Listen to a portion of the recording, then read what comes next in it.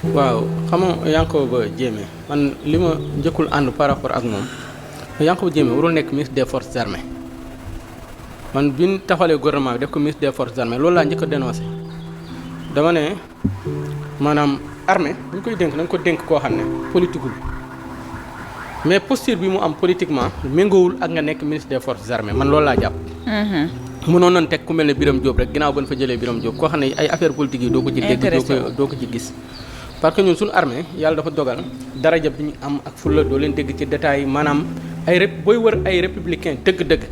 armée sénégalaise la maanaam gëm réew mi taxaw réew mi fu ne kii warul doon seen njiit man loolu laa jàpp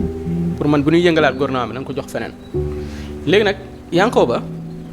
il faut nga comprendre lu tax muy wax Yankhoba day positionné wu pour nekk numéro 2 parti bi man loolu laa jàpp. parti ban. ñii dañuy xëccoo ji dañuy xeexi de ñii nii ngay gis nii parce que Yankhoba taxawaay bi ak ni ko Diomaye bëgg a jaayee dafa jàpp ni mën na dara Ziguinchor ak Bignona loolu tax il faut que ñu renforcer ko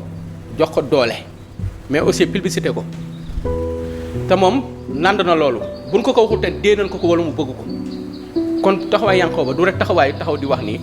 mais ba parti bi bu ñu ko xasee ba taxawal bataille de positionnement ginnaaw Diomaye kan moo ci topp ginnaaw kii kan moo ci topp foofu nag lan nar a xëccoowee parce que am na ci ñu Yankhoba Pastef la jóge du woon leaderu Pastef mais parti boobu dafa am ay leader la Sonko waxoon Barthélémy noppil doo leader mais foofu lañ jëm ñoom Yankhoba dina wax ñu ko doo leader militant simple nga Mimi na man maay leader Abdourahmane maay leader loolu tax fi ne ni moom day positionné wu wax ju bari yëpp looloo ko indi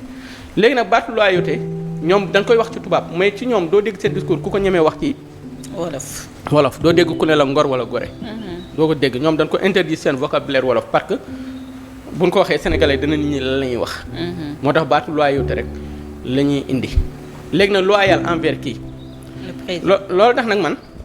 seen ndaje xamoon ndaje ak njëlbeen bu yow nga tey ci ndaje boo wootee ak ndaje mu mënti doon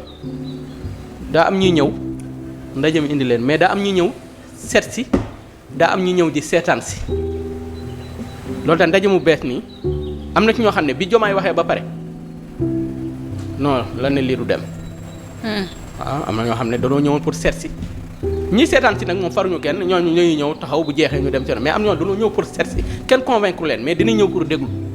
liñ dégg est-ce que yaay na leen est-ce que kii discours bi mu présenté mën na dem est-ce que am na parcours bu mu présenté parce que man li may gën a xaw a jaaxle ci Diomaye bu doon ni day ut parti wala muy wax pour man ñaar war nañ ko ci tàggat bu waxee ba pare ñaar rek ngay sentir mooy amul parcours amul discours maanaam discours bi du am benn consistance maanaam doo ci jàng dara man ko suivre naa ko ci wolof ak français ba mu jeex mais amul lu ma ci mën a jëlee ak lu ma ci mën a jàngee lan mooy parti bu bees bi lan mooy ay orientation am pour man ay nit lañ yu tëñëx xamuñ fu ñu jëm man loolu dama ko xaw a seetlu parce que bi ñu njëkk créé coalition Diomaye lan la doon wax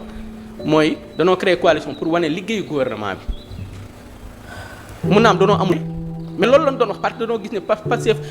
defuñu publicité Diomaye léegi il faut mu am entité wala day wane liggéeyu gouvernement bi ñu jekki-jekki tas coalition bi def ko ak parti mais parti bi waxuñu la lan mooy objectif u parti bi ak parti bi fan la jëm ak lan la bëgg ak lan mooy ëllëgam lu dul ni rek président tax juddu tey màgg tey taxaw tey dox tey loolu rek nga ciy li mais loolu yomb na maanaam yow tey ji nga ñëw wax loolu yomb na ah wala nga ni kiraay man de ko dama dégg kiraay sa nit ñi di ware ma ne kiraay c'est comme cuuraay rek cuuraay boo koy taal doog a taal dina neex mais bu saxaar si jeexee cuuraay ba jeex maanaam dafa mel ne mbir la boo xam ne waxuñu la avenir am xanaa Pastef bi muy tegu dana la un projet bu ne la projet mën na am ay 1000 ans mën na dem sax ba weesu jëmmi Sonko korog bi muy nekk à kii nu mu tudd ci Aïda Mbodj loola ni mën na weesu sa jëmm mën na weesu sa jëmm ëllëg ñeneen taawu ko mais bii dañoo ñëw rek na la kiiraay mais waxuñu la fël la jëm lan moo ko tax a jóg lan mooy idéologie am beneen mooy da ngay gis taxawaayu sondeel quoi sondeel da ngay taxaw sondeel bii doog a tàkk day leeral ñëpp mais fan la jëm tàkk ba jeex loolu tax man gisuma avenir u parti bi pour wax la rek yàlla daal pour man affaire avenir li naan tàmbalee ci moom yam ci moom mais parti bi dafa tàmbalee ci Diomaye yam ci Diomaye 2029 lay jeex loolu laa gëm man dama gëm ni parti bi tàmbalee ci Diomaye yem ci Diomaye mooy ni Diomaye taxawee nii lancé parti bi 2029 noonu lay taxawee parti bi jeex. parce que ngëm-ngëm moo ko lalu. te booy gunge nit da ngay xam fan la jëm mais fan la parti bi jëm la kenn xamul. réellement sur le plan politique loolu tax keroog ma plus grande déception c'est ça mooy suivre naa ba mu jeex mais bëggoon naa ñu wax ma parti bi lu tax ñu créé ko buñ ko créé lan moo ko tax a jóg ak fan la jëm ak lan lay jariñ Diomaye ak fan la war a taxaw Diomaye. d'accord mais ba léegi gis ñu fan la mën a jariñ Diomaye. la ma yàgg wax rek foofu lay tëjee mooy Diomaye amul lu ëpp Pastef maanaam xaw ma lu ko taxaleeg Pastef mais gëm naa ni un jour dina ko regretter dina ni maanaam balaa ngay xam daal xamadi xaw laa rey xam naa ni dina wër ba sonn. bu gisul lu ëpp Pastef gëm naa ni bis dina taxaw même bu dellu si waatul sax mais xelam yedd ko ci ni naka de man awma lu ëpp Pastef quoi.